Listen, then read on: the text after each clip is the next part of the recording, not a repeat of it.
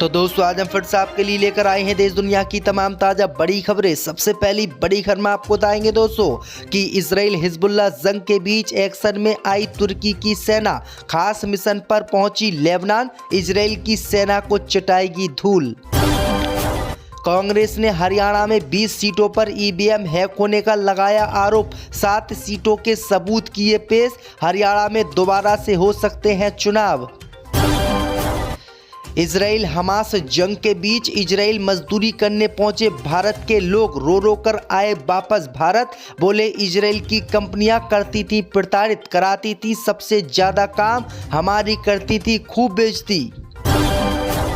हरियाणा चुनाव में नू हिंसा के आरोपी बिट्टू बजरंगी की जमानत हुई जब्त, मिले मात्र 288 वोट।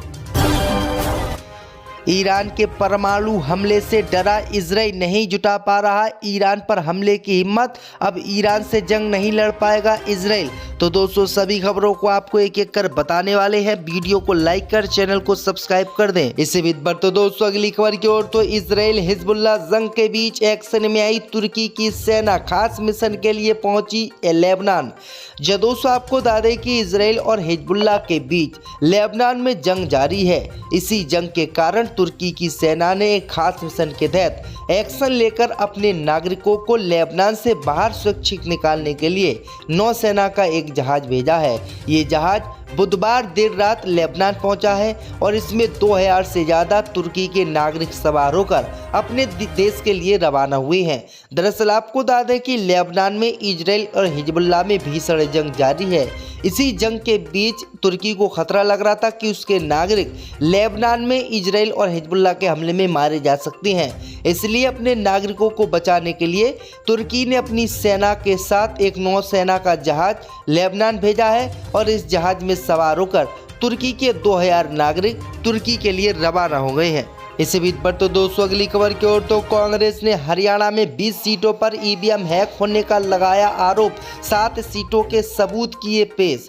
जय दोस्तों आपको बता दें कि हरियाणा विधानसभा चुनाव में कांग्रेस को मिली हार के बाद कांग्रेस के नेताओं ने आज शाम चुनाव आयोग से मुलाकात की और ईवीएम को हैक करने का आरोप लगाते हुए कड़ी शिकायत दर्ज कराई। पार्टी प्रवक्ता पवन खेड़ा ने कहा कि हैकिंग 20 सीटों पर हुई है, जिसमें से 7 सीटों को लिए उन्होंने दस्तावेज सबूत पेश किए हैं। उन्होंने कहा है कि अन्य 13 के लिए कागजात 48 घंटों के भीतर पेश किए जाएंगे। पवन खेड़ा ने कहा कि हमने अनुरोध किया है कि जांच पूरी होने तक सभी मशीनों को सील और सुरक्षित रखा जाए। उन्होंने कहा है कि पार्टी ने करनाल, डबवाली, रेवाड़ी, पानीपत सिटी, डोडल, कालका और नरनौल में हैकिंग के सबूत पेश किए हैं। तो ये बड़ी अपडेट आ रही दोस्तों कि हरियाणा विधानसभा चुनाव में बीजेपी की बुरी तरीके से लंका लगने वाली है। इसी बीच पर तो दोस्तों अगली खबर की ओर, तो इजराइल हमास जंग के बीच भारत से मजदूरी करने इजराइल गए मजदूर लौटे भारत, बोले इजराइल के लोगों ने किया हमको बहुत बेइज्जत। जब दोस्तों आपको बता दें कि इजराइल और हमास के बीच शुरू हुई जंग के बाद इजराइल की सेना ने फिलिस्तीनी लोगों पर बैन लगा दिया था और भारत से मजदूरों की मांग की थी। मोदी सरकार ने इजराइल की बात मानते हुए लगभग 50,000 से ज्यादा भारतीय लोगों को मजदूरी करने के लिए अपने माध्यम से इजराइल भेजा। लेकिन अब खबर सामने निकल कर आई दोस्तों कि इजराइल पहुंचे भारतीय मजदूर वहां जाकर रो रहे हैं और बुरी तरीके से पछता रहे हैं और मोदी सरकार से कह रहे हैं कि जल्द से जल्द उनको भारत वापस बुलाया जाए। दरअसल आपको बता दें कि इजराइल से काम कर कर भारत के बाराबंकी लौटे एक मजदूर ने आप बीती बताई है। उसने बताया है कि इजराइल के लोग भारतीय मजदूरों के साथ प्रताड़ना करते थे, उनसे ज्यादा काम कराते थे। अन्य देशों के लोगों से इजराइल की कंपनियां कम काम लेती थी, लेकिन भारत के लोगों से वो ज्यादा काम लेती थी और हमें काफी प्रताड़ित करती थी। इसी से परेशान होकर ये मजदूर भारत वापस लौट आया है। तो ये बड़ी अपडेट आ रही दोस्तों कि मोदी सरकार की बात इजराइल ने नहीं मानी और इजराइल किस तरह से भारतीय मजदूरों का अपमान करता था। इससे भी बढ़ तो दोस्तों अगली खबर की ओर, तो हरियाणा चुनाव में नू हिंसा के आरोपी बिट्टू बजरंगी की जमानत हुई जब्त, दोस्तों आपको बता दें कि हरियाणा विधानसभा चुनाव में बीजेपी ने जीत हासिल की। बीजेपी ने 90 में से 48 सीटों पर जीत हासिल की। कांग्रेस ने 37 पर, इनेलो ने 2 और निर्दलीय 3 सीटों पर जीत हासिल हुई है। इसी विधानसभा चुनाव में कई सीटों पर चौंकाने वाले नतीजे सामने आए हैं। इसी कड़ी में बात करें फरीदाबाद NIT विधानसभा सीट की, तो यहां से नू हिंसा के आरोपी और स्वघोषित गौरक्षक राजकुमार उर्फ बिट्टू बजरंगी भी निर्दलीय प्रत्याशी के तौर पर मैदान में था। हालांकि उसे करारी हार का सामना करना पड़ा। दरअसल आपको बता दें कि फरीदाबाद NIT सीट से बीजेपी के सतीश फांगना ने जीत दर्ज की है। उन्हें 91,992 वोट मिले हैं।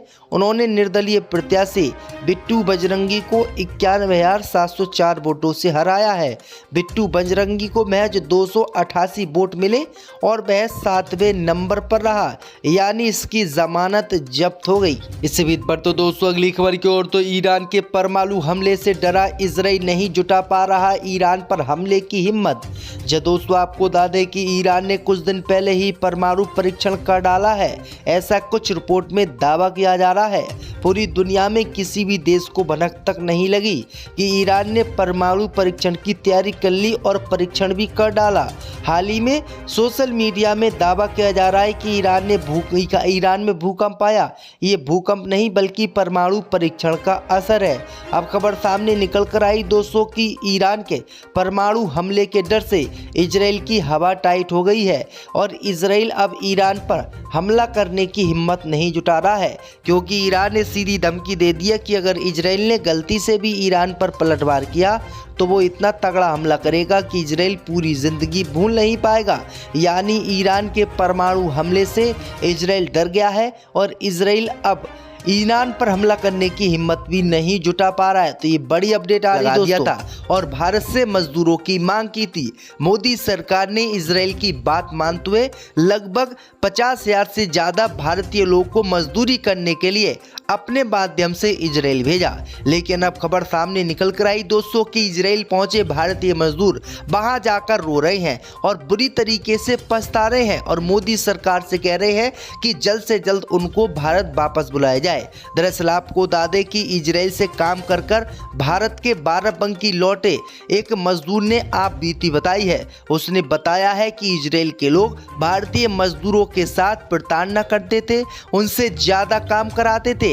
अन्य देशों के लोगों से इजराइल की कंपनियां कम काम लेती थी, लेकिन भारत के लोगों से वो ज्यादा काम लेती थी और हमें काफी प्रताड़ित करती थी। इसी से परेशान होकर ये मजदूर भारत वापस लौट आया है। तो ये बड़ी अपडेट आ रही दोस्तों कि मोदी सरकार की बात इजराइल ने नहीं मानी और इजराइल किस तरह से भारतीय मजदूरों का अपमान करता था। इसी बीच पर तो दोस्तों अगली खबर की ओर, तो हरियाणा चुनाव में नू हिंसा के आरोपी बिट्टू बजरंगी की जमानत हुई जब्त। दोस्तों आपको बता दें कि हरियाणा विधानसभा चुनाव में बीजेपी ने जीत हासिल की। बीजेपी ने 90 में से 48 सीटों पर जीत हासिल की। कांग्रेस ने 37 पर, इनेलो ने 2 और निर्दलीय 3 सीटों पर जीत हासिल हुई है। इसी विधानसभा चुनाव में कई सीटों पर चौंकाने वाले नतीजे सामने आए हैं। इसी कड़ी में बात करें फरीदाबाद NIT विधानसभा सीट की, तो यहां से नू हिंसा के आरोपी और स्वघोषित गौरक्षक राजकुमार उर्फ बिट्टू बजरंगी भी निर्दलीय प्रत्याशी के तौर पर मैदान में था। हालांकि उसे करारी हार का सामना करना पड़ा। दरअसल आपको बता दें कि फरीदाबाद NIT सीट से बीजेपी के सतीश फांगना ने जीत दर्ज की है। उन्हें 91,992 वोट मिले हैं। उन्होंने निर्दलीय प्रत्याशी बिट्टू बजरंगी को 91,704 वोटों से हराया है। बिट्टू बजरंगी को महज 288 वोट मिले और वह 7वें नंबर पर रहा, यानी इसकी जमानत जब्त हो गई। इस बीच पर तो दोस्तों अगली खबर की ओर, तो ईरान के परमाणु हमले से डरा इजराइल नहीं जुटा पा रहा ईरान पर हमले की हिम्मत। दोस्तों आपको बता दें कि ईरान ने कुछ दिन पहले ही परमाणु परीक्षण कर डाला है, ऐसा कुछ रिपोर्ट में दावा किया जा रहा है। पूरी दुनिया में किसी भी देश को भनक तक नहीं लगी कि ईरान ने परमाणु परीक्षण की तैयारी कर ली और परीक्षण भी कर डाला। हाल ही में सोशल मीडिया में दावा किया जा रहा है कि ईरान में भूकंप आया। ये भूकंप नहीं बल्कि परमाणु परीक्षण का असर है। अब खबर सामने निकल कर आई दोस्तों कि ईरान के परमाणु हमले के डर से इजराइल की हवा टाइट हो गई है और इजराइल अब ईरान पर हमला करने की हिम्मत नहीं जुटा रहा है, क्योंकि ईरान ने सीधी धमकी दे दिया कि अगर इजराइल ने गलती से भी ईरान पर पलटवार किया तो वो इतना तगड़ा हमला करेगा कि इजराइल पूरी जिंदगी भूल नहीं पाएगा। यानी ईरान के परमाणु हमले से इजराइल डर गया है और इजराइल अब ईरान पर हमला करने की हिम्मत भी नहीं जुटा पा रहा है। तो ये बड़ी अपडेट आ रही दोस्तों।